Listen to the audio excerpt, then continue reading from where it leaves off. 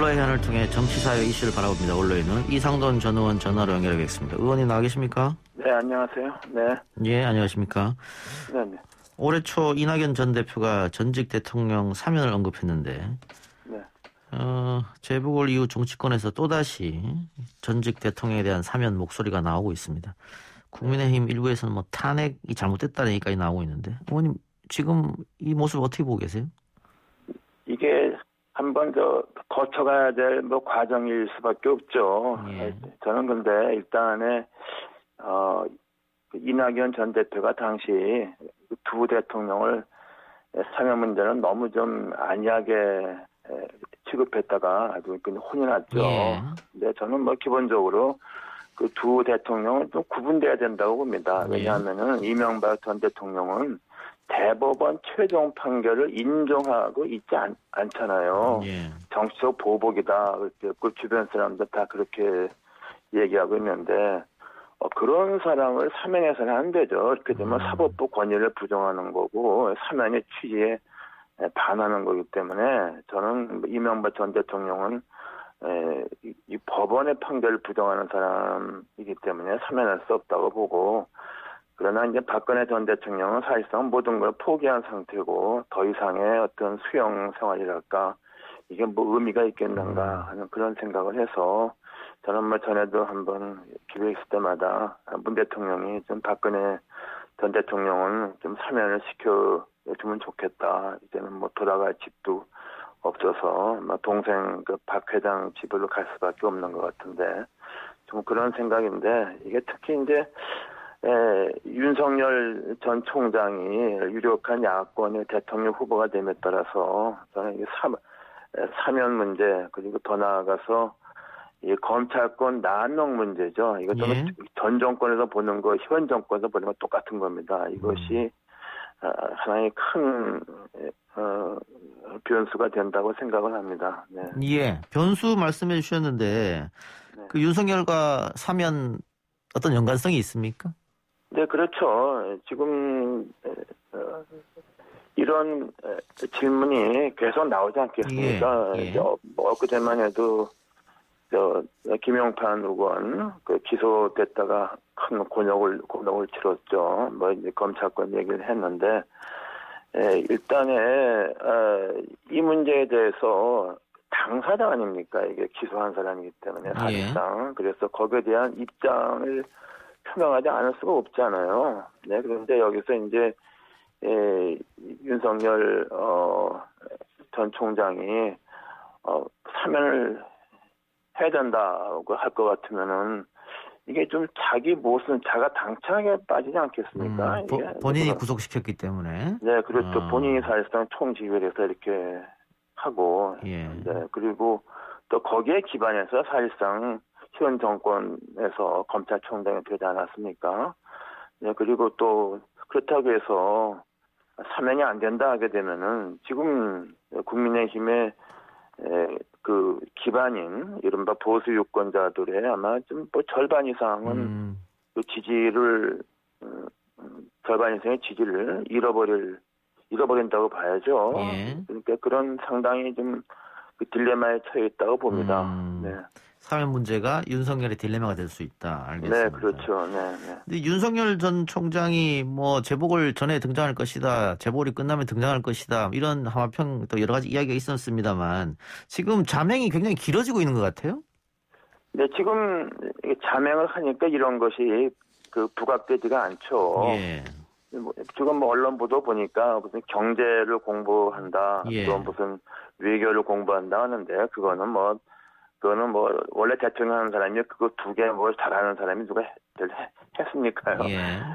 그거보다도 그 사람이 걸어온 길에 대해서 어떤 해명을 하고 그 입장을 내는 게 제일 중요한데 이게 일찍 등판하면 등판할수록 이 문제가 사면에 관한 입장 표명 문제가 대두가 될 것이고 또 더 나아가서는 김용판 의원이 제기한 것 같이 검찰권이 남용된 게 아니냐. 이것은 현 정권 이른바 친문 의원들이 제기하는 윤석열 총장에 대해서 제기하는 의문이 있죠. 검찰권을 남용했다고 예. 보면 전 정권 말하자면 그 박근혜 정부 때 그쪽에서 보더라도 그 당시 이걸 사실상 검찰권을 남용한 게 아니냐. 그래서 사법농단 관련돼서는 관계자는 대법관이 무죄 판결도 받았고 뭐 직권남용 부분도 무죄 판결 나온 게 있지 않습니까? 다른 예. 사람들. 이런 문제 같은 건 저는 이게 저건 제일 어려운 거라고 봅니다. 네. 예. 그렇기 때문에 자명이 또 반대로 역으로 길어질 수 있겠다 이렇게 보이기도 하는데 네. 김정인 위원장이 여러 차례 윤석열 전 총장을 향해 손짓을 했습니다. 네. 일각에서는 김 위원장이 한 번 더 킹메이커 역할을 하려고 한다 이런 얘기도 있던데 교수님 어떻게 보세요? 저도 그런 생각을 하고 계시다고 보죠. 예. 네. 그리고 무엇보다 김정인 박사님은 현재 국민의힘의 중진 다선 의원들을 원천적으로 불신합니다. 예. 이 상태에서 국민의힘이 집권을 할 수도 없고 예. 해서도 안 된다. 이런 생각을 전이나 지금이나 갖고 계시다고 봐요. 예.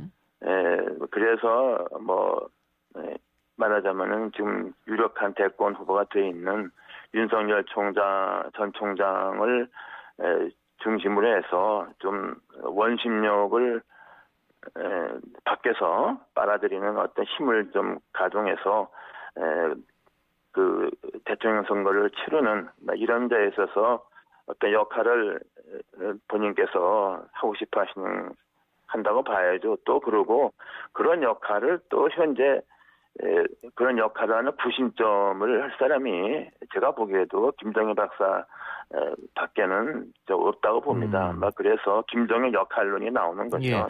근데 김정인 역할론이 만일 국민의힘이 재보궐에서 패배했다면 김정인 역할론 또 안철수 또 윤석열 다 뭉쳐서 이게 가능할지도 모르겠습니다만 승리하는 바람에 김정인이 잘해서 우리가 이긴 게 아니다. 이렇게 또 오만한 생각이 빠질 수 있을 것 같아가지고요. 네, 지금도 이미 그런 생각이 좀 그런 얘기가 나오고 있죠. 그리고 또 하나는 지금 이번 재보궐선거 전만 해도 그 여당이 그냥 막강했지 않았습니까? 이젠 여당이 기세가 꺾였잖아요. 그러니까 이제 그래서 그런 생각이 나오고 있죠. 지금 이미. 그러나 요 시간에 조금 지나게 되면은 과연 이게 다음 선거 대선이 이게 만만치 않다는 것도 느낄 겁니다. 그래서 저는 가을바람이 확 불면은 또 정신을 차려서 뭔가 구심점을 찾게 될 것이고 그때 역시 김정일 역할론이 나오고 또 이제 사면의 강을 건너야 되지 않습니까? 윤석열 전 총장이 계속 대권 후보가 되려면은 그 외에 또 여러 가지 문제를 좀 자연스럽게 건너가기 위해서는 튼튼한 배가 필요하기 때문에 그래서 결국에는 자연스럽게 그런 과정이 나오지 않겠는가 저는 그렇게 생각하고 있습니다. 예, 국민의힘과 국민의당의 합당은 순조롭게 이루어질 거로 보십니까?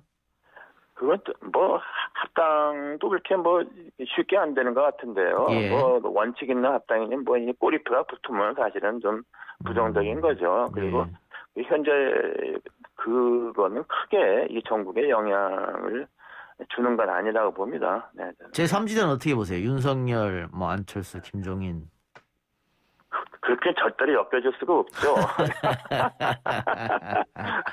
그렇게 엮여질 수가 없고, 그리고 김정인 박사 생각도 이렇게 그렇게 이 사람 저 사람 모아서 이렇게 되는 거 아니라고 보기 때문에 그렇게 봅니다. 알겠습니다. 이번 끝으로요. 이번 재보궐 선거는 원사이드 게임으로 끝이 났습니다만 대선은 결국은 1, 2당 간의 싸움이고 제1당, 제2당 간에 그리고 51대 49로 끝이 날 것이다. 이런 견해가 지배적이던데 교수님도 같은 생각이십니까? 글쎄요. 근데 지난번 저는 그렇게 51대 49 같으면은 그렇게 되지는 않는다고 봅니다. 그 선거 51대 49 선거가 이제 2012년 박근혜에 대한 문재인 선거인데 그 당시는 여당이 사실상 바뀌었잖아요.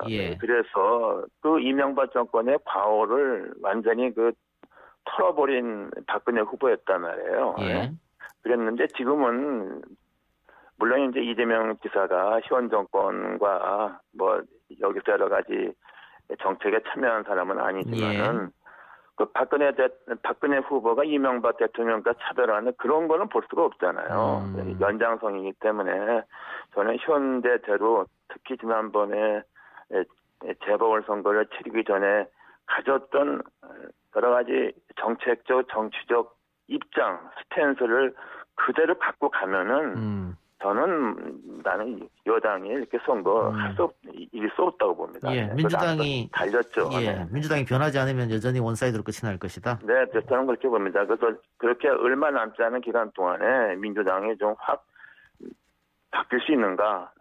바뀌게 되면은 이제 야당에서는 여러 가지 뭐 탄핵, 사면 그 과거 문제에 그냥 발목에 잡혀서 또 자중질환이 생길 수 있으니까 뭐 거기에 두 가지 변수가 있다고 봅니다. 여당과 야당에서. 네. 알겠습니다. 교수님 오늘 인터뷰 고맙습니다. 네, 감사합니다. 네, 지금까지 이상돈 전 의원이었습니다.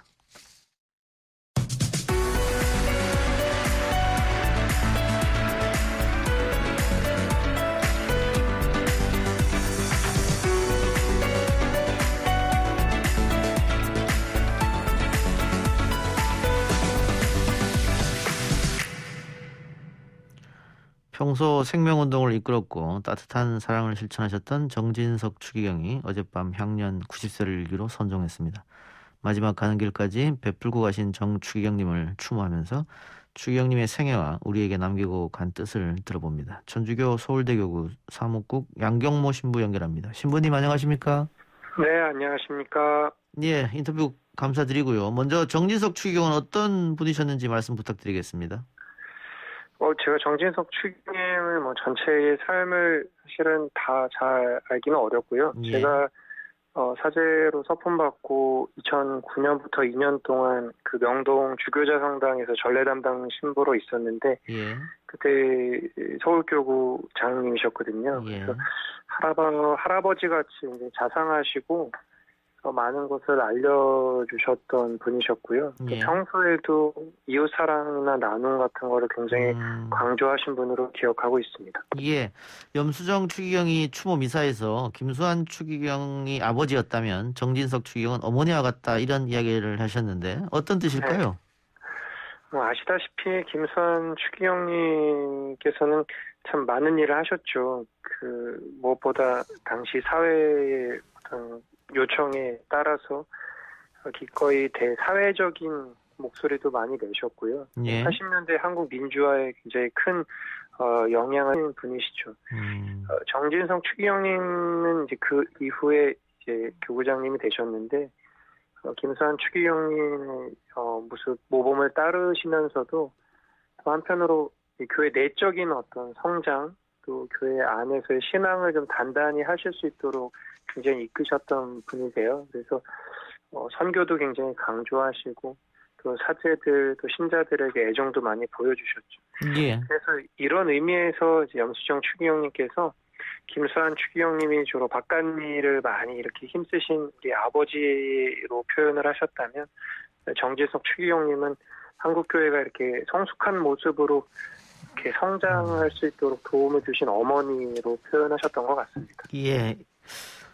정진석 추기경이 생전에 남에게 베풀 수 있는 것이 얼마나 큰 기쁨인지 모른다 이런 말씀도 하셨었는데 네. 정진석 추기경이 남기신 정신이라고 할까요? 어떤 게 있을까요? 이미 많이 기사화돼서 아시겠지만 정진석 추기경님께서 지난 2월 말에 굉장히 위독하셨을 때 전 재산을 노숙인 밥집 등이나 여러 단체에 기부하셨거든요. 예. 그리고 또 생전에 장기 기증과 안구 기증도 서약하셨고 안구 적출은 이미 선종 직후에 이렇게 하셨고요. 그래서 이제 자주 하셨던 말씀이 사랑과 나눔 실천이셨어요. 그래서 본인의 또 이런 좋은 뜻이 더 많은 사람들에게 전달될 수 있었으면 좋겠다. 말씀도 자주 하셨고요. 그래서 김수환 추기경님부터 정 추기경님까지 이렇게 이어오는 형제 자매들을 위한 사랑이 아마도 많은 분들의 가슴에 좀 울림으로 이렇게 남아있지 않을까 생각합니다. 예. 가시는 마지막 길까지 나눔의 정신을 실천하고 가셨네요. 알겠습니다. 네. 자, 많은 분들이 그 추기경님 조문하러 가실 생각이 있을 것 같은데 코로나 때문에 어떻습니까? 굉장히 좀 뭐랄까, 빈소는 명동 성당에 마련이 되어 있는데요. 예. 조문은 정부나 서울시 지침에 따라서 예. 방역 수칙을 철저히 지킨 상태에서 지금 허락이 되고 있고요. 예. 명동 대성당 전체 좌석수의 20% 정도, 한 250명 이내로 제한을 이렇게 하고 있습니다. 그래서 예. 미사 인원도 그렇고 오전 7시부터 밤 9시까지 이렇게 가능하고요.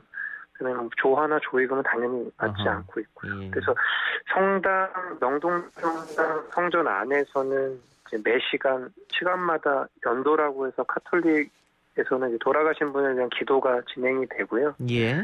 그 문화관, 고스톨에서는 1시간에 80명 인원 제한을 해서 미사가 거행되고 있습니다. 알겠습니다. 시모님 오늘 말씀 고맙습니다. 네, 감사합니다. 예. 지금까지 천주교 서울대교구 사목국 양경모 신부였습니다.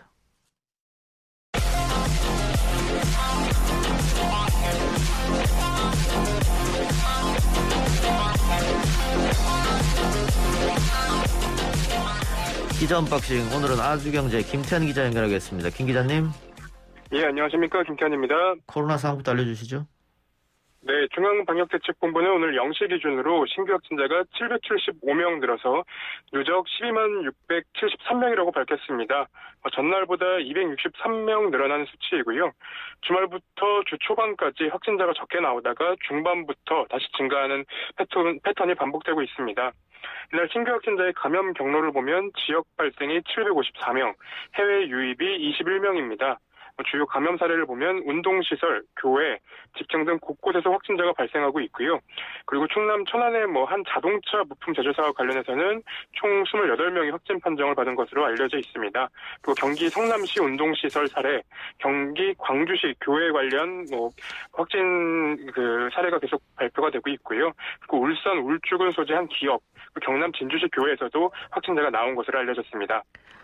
예, 좀처럼 떨어지지 않아서 걱정이 많은데 빨리 좀 수습이 됐으면 하는 생각이고. 자, 코로나19 백신 접종 완료자는 다음 달 5일부터 2주간의 자가격리 의무가 면제된다면서요? 네, 윤태호 중앙사고수습본부 방역총괄반장은 정례 브리핑에서 예방접종을 모두 완료한 경우 환자와 밀접 접촉하더라도 코로나19 검사가 음성이고 증상이 없으면 자가격리를 면제한다고 밝혔습니다. 다만 14일간, 그러니까 2주간 능동감시를 하면서 모두 2차례 검사를 시행할 거라고도 얘기를 했고요. 능동감시 대상자는 격리하지 않는 대신에 보건당국에 날마다 본인의 몸 상태를 설명하고 의심 증상이 나타나면 진단검사를 받아야 합니다. 그리고 접종자에게는 입출국 자가격리 면제 혜택도 준다고는 얘기가 나왔는데요.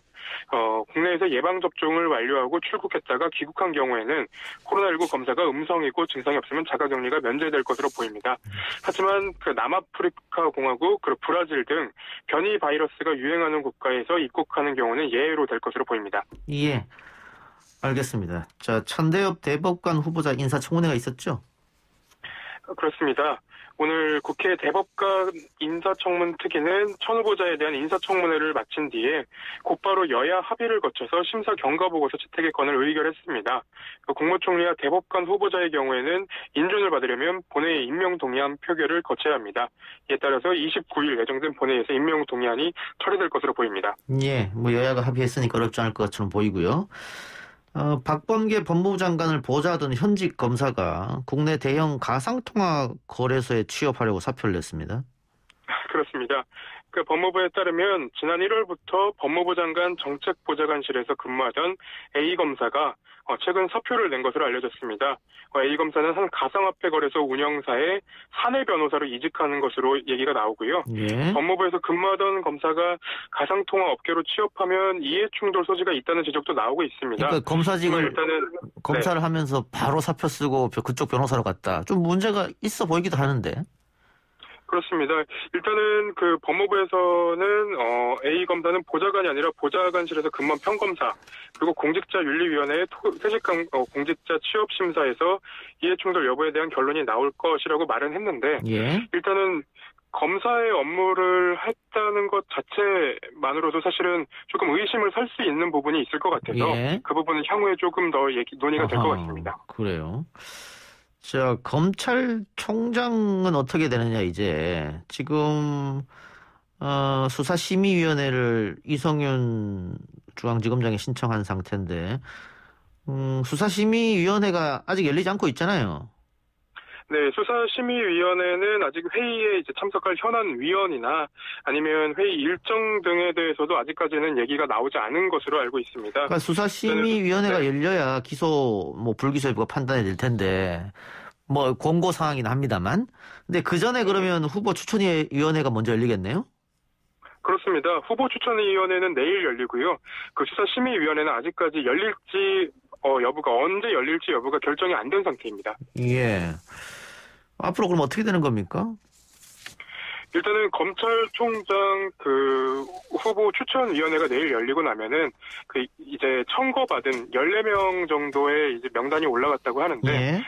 청거받은 인물들이 압축이 됩니다. 그래서 법무부에서 내려놓은 청거 명단과 그리고 그 내용에서 공정성이나 어떤 객관성 그리고 정치적 중립성 등을 다 따진 추천위원회에서 그 법무부 장관한테 추천을 하고요. 3명에서 4명, 예. 3명 이상을. 예. 그리고 법무부 장관은 대통령에게 그중 한 명을 제청하는 것으로 알고 있습니다. 그럼 최종적으로 대통령이 인사하는 것이고. 알겠습니다. 지금 예. 거론이 좀 되고 있는 사람들이 일단은 이성윤 지검장을 포함해서 9번선 광주고검장, 그러니까 윤석열 검찰총장 때의 대검 차장 등도 이제 거론이 되고 있는데 일단은 수사심의위가 소집된 상태이기 때문에 이성윤 지검장이 된다고 얘기하기는 조금 어려운 상황이 아닌가라는 생각도 듭니다. 예. 조중동을 비롯한 보수 언론에서는 노골적으로 이성윤은 안 된다 이런 신호를 보내던데 그거는 역시 기소가 될 것을 예상하고 하는 건가요? 일단은 이 혐의 자체가 사실 기소가 될 수 있을지부터가 약간 의문입니다. 예. 예전에 이제 사법농단 사례를 봐도 그렇고, 중간 역할을 했던, 참모 역할을 했던 사람들에 대해서는 대부분 무죄가 나왔었거든요. 예. 근데 이성윤 지검장을 만약에 기소를 한다고 한다면, 혹은 기소 의견이 나온다고 한다면, 대통령의 인사권에 어떤 반하는 그 결과를 내놓은 것이라서 만약에 무죄가 재판에 넘겨지고 무죄가 나올 경우에는 검찰로서는 조금 회복할 수 없는 타격을 입지 않을까라는 생각을 좀 하고 있습니다. 알겠습니다. 하나만 더 하죠. 정의연이 언론사를 상대로 낸 소송 재판에서 법원이 정의연 측의 허위보도 내용을 구체적으로 특정해달라고 요구했네요. 그렇습니다. 정의연에서는 작년 9월에 조선일보, TV조선, 채널A 등 허위 사실에 기초한 보도로 이 단체의 명예를 훼손했다고 주장을 했습니다. 그러면서 해당 언론사들과 소속 기자들을 상대로 총 1억 원의 손해배상을 청구한 소송을 냈는데요. 예. 정의연이 채널A, 신동아를 상대로 낸 소송은 조선일보, TV조선을 상대로 낸 소송과 별도로 1심이 진행 중이고, 예. 근데 오늘 나온 재판의 얘기는 원고는 이제 그 정의연은 기부금 공시를 누락했다거나 하룻밤에 3천만 원을 지출한 것처럼 표현된 보도가 사실과 달라서 명예를 훼손했다. 이러면 소송을 냈는데 일단은 형사재판 윤미향 의원과 관련된 형사재판 결과도 지켜봐야 된다고 주장을 하고 있으니 일단은 어느 부분이 허위 사실인지를 먼저 특정해달라는 얘기였습니다. 예. 네, 그래서 요 얘기가 재판의 주된 내용은 아니었지만 이 내용이 많이 보도가 되는 상태입니다. 알겠습니다. 김 기자님 오늘 수고하셨습니다. 네, 감사합니다. 지금까지 아주경제 김태현 기자였습니다.